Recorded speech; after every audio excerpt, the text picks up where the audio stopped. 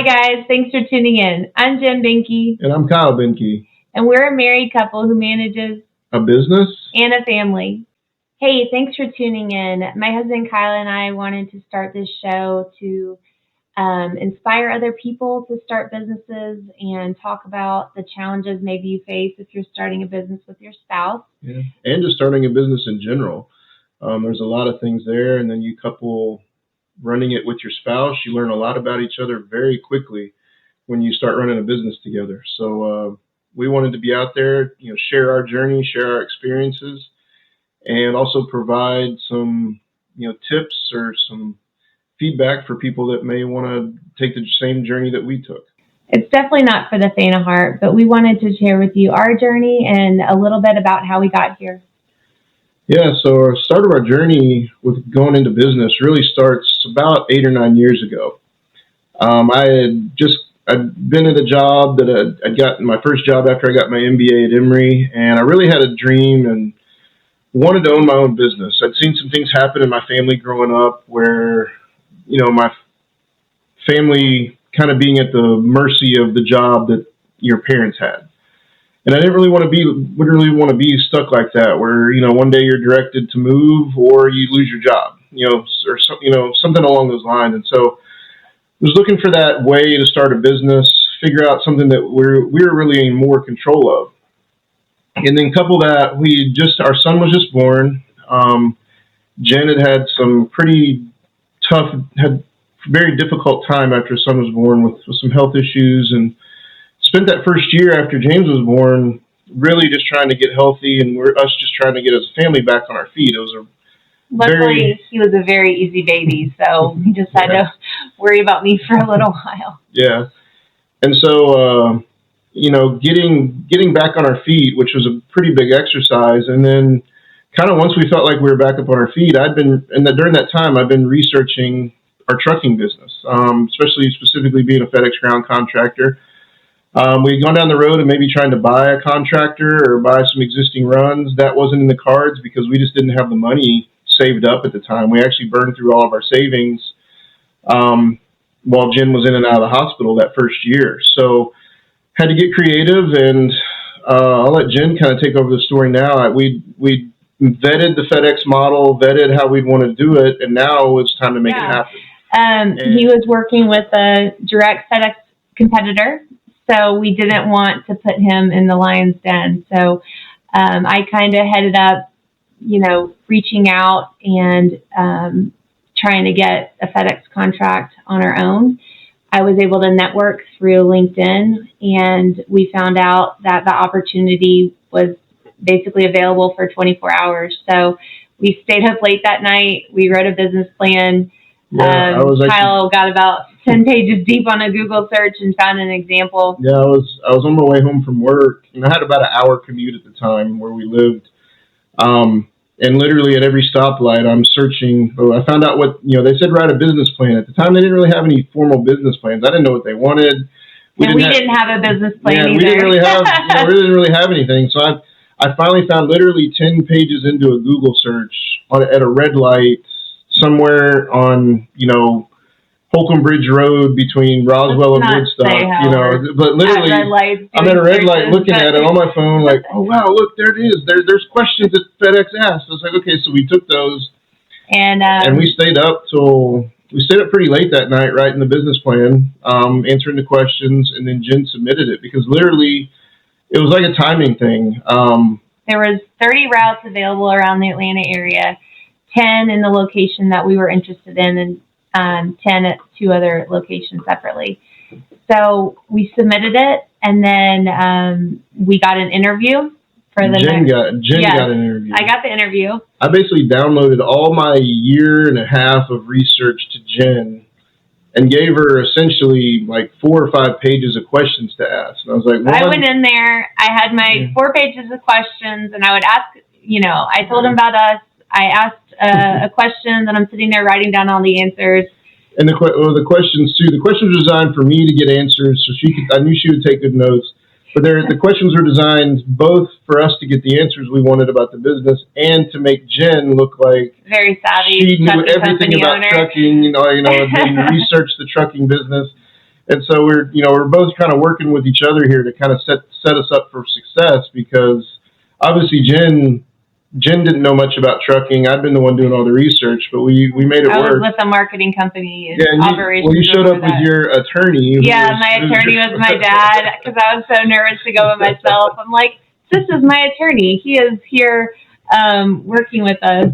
And so we were able to do that. And we asked for 5 runs, and we knew we wouldn't get 5. We knew we wouldn't get what we asked for, so we over-asked. So we got 3. We didn't have any trucks, tractor trailers. We didn't have any tractors. We didn't have any drivers. And so I ended up quitting my job. I was like, hey, I'm sorry. This opportunity came up. Today's my last day. And they understood, because they were a startup as well. So we spent that next month taking out loans all in one night. Well, it wasn't all there. So we found out we were on vacation. We'd gone to visit your family up in New Jersey, and I'd originally talked to somebody that had a business loan. It was gonna be like $50,000-$60,000 to get us started. And so then we found out we got the runs, and I called that person, and they were like, "Yeah, you don't have that anymore." We're like, "Wait, what? I thought we had like a thing." And that was kind of my first lesson in learning about banks. So we were getting the loan for the down payment for the truck. Yeah. So then I'm like, holy crap, we just got these. How are we going to go buy trucks? How are we going to go pay employees for the first month until we get them up and running? So we didn't have any money, literally. I mean, with like I said earlier, all of our savings had gotten wiped out the year before, and we had really good credit. We both had like always 800. Pay those bills on time, we both had like 800 credit scores. And so I went online and I found places to get personal loans. And I literally, on a Saturday night at like 10 o'clock, signed up for like 5 personal loans between both Jen and I. I was like, hey, Jen, we're going to be doing this. You'll see some emails. Just don't worry about it. I'll take care of everything. And so I secured us about $60,000 in funding right there. And that was our startup money. We used that money as down payments on the trucks, and then to also pay our first drivers, because we hired several drivers. For any FedEx contractors that might be listening, the startup, when you're waiting for FedEx to get everything started and get the contract going, you're ready before they're ready.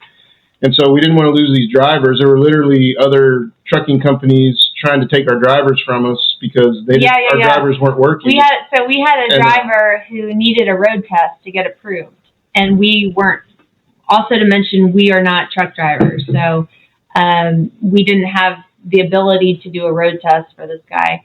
So we asked somebody else with a different contractor if they could do the road test. And luckily the guy was very loyal to us, wanted to be on a startup with us.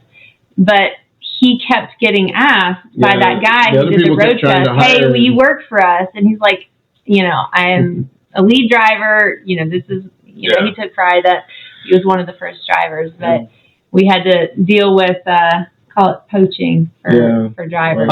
So here we are. Jen quits her job, and then a month later we'd set it up. Once we knew everything was going to happen, I quit my job, and we just started getting going. We had the money, we had the drivers, and so we went out and bought these trucks. We bought trucks now that we would normally be selling. We bought the best trucks we could get, but they were crappy trucks. They were not the good trucks. We're trying to run, and the contracts we got from FedEx were team trucks, which is 2 drivers per truck. And the reason you have 2 drivers per truck is because basically you can run that truck without it, essentially run 24 hours a day. So somebody drives, and then they get off duty, the other person drives. So you can literally be running probably about 23 hours a day. So they would go out to California, they'd go Michigan, everywhere. So looking back at what we do now, the way we run our company now, you're like, man, holy cow, how did we not? How did the wheels stay on everything? And there are times, literally. 2017, we didn't know if we were going to make it. I think we started having a ton of repairs. I remember in 24 hours, we had 3 of our 5 trucks go down. Like, not just down for 6 hours, like some lady said, with hard stuff. Like the engines needed major repairs. You're talking $20,000-$30,000 for these repairs. Literally, one engine had a hole you could put your fist in it. I could stick my fist into the engine because the guy we had a driver coming down Mont Eagle in Tennessee, and we think he missed a shift and over-revved the engine and blew the engine up. Literally blew the engine up. Kaboom. You know, stuff like that all started to happen. And we're on our knees praying. We're like, what are you trying to show us? And we were able to tap into some extra funding. We got a Blue Vine line of credit. We had family helping us out. We had his grandfather gifted us a bunch of money. It was one of those things where it was like all hands on deck, and we did everything we could to keep going. And I'm so glad we did, because now, you know, fast forward, we still have a lot of bumps in the road and things come up. But if we hadn't had that help at that point, we wouldn't have made it. We would be probably back working for somebody else right now. Yeah, it's key to have. There's so much that you think you know running a business, and you know, me personally, I'm a learn along the way thing. I'll start doing something and I'm like, oh, that didn't work, and then scratch that and redo it. And we learned so much through those first few years, and you know, with regards to just the business side of things, managing business things.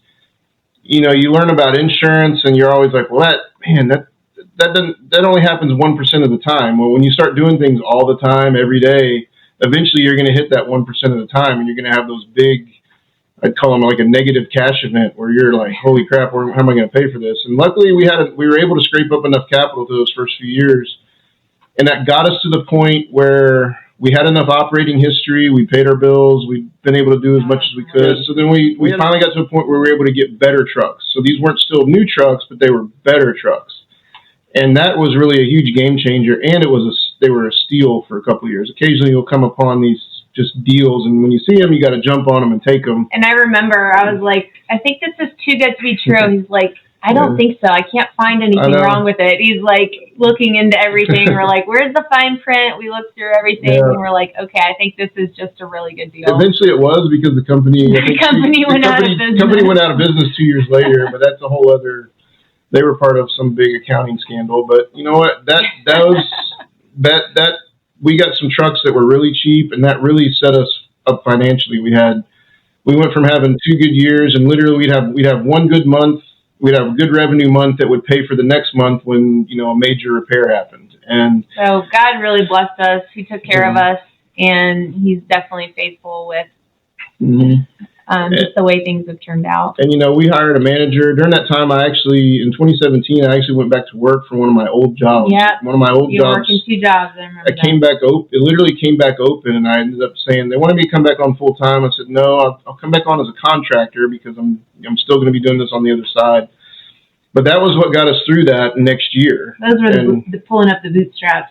Yeah, that, and, you know, I mean, there was a lot of times I would leave out on Monday morning.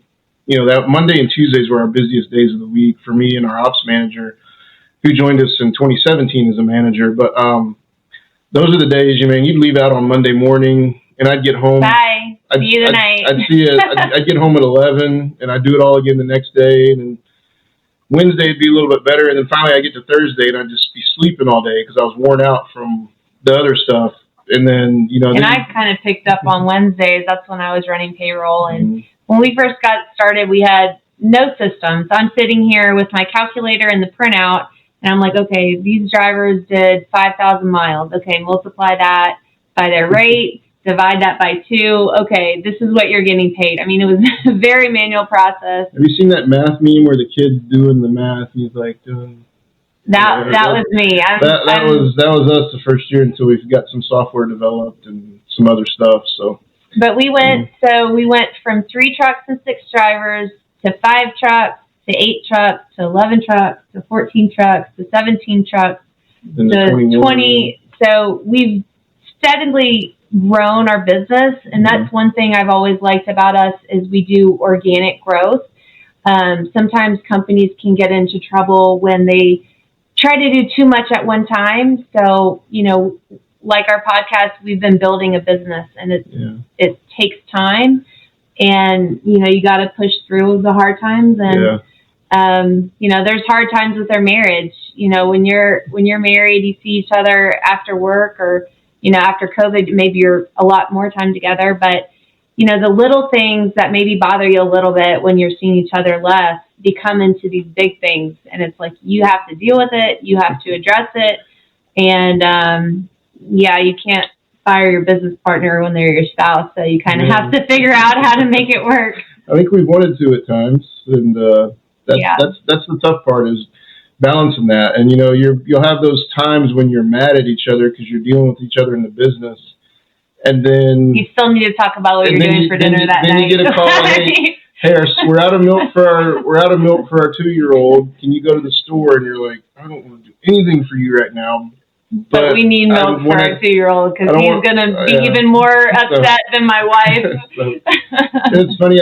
My best friend he came from running a family business, and I encountered that with him one time. He got a phone call, and it was one of his family members, and him and his mom or whoever it was, they were running the family business together, and they had a pretty big argument. And I'm like, okay, this is interesting.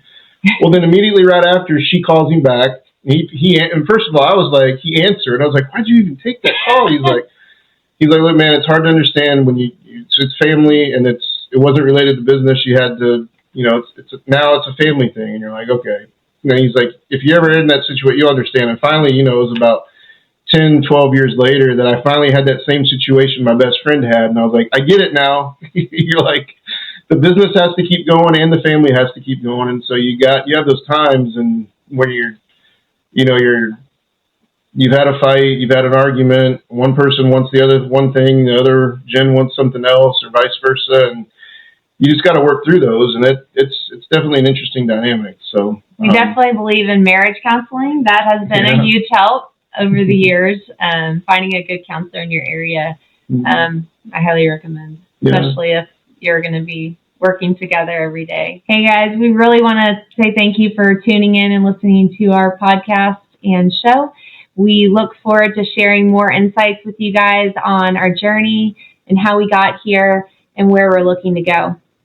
Yeah, thank you again, guys, for listening to our Married in Business podcast. We got a lot more content for you coming up in the future. So if you liked what you heard today, hit the like and subscribe button, and look out for that next episode coming up soon. Thank you. Thanks.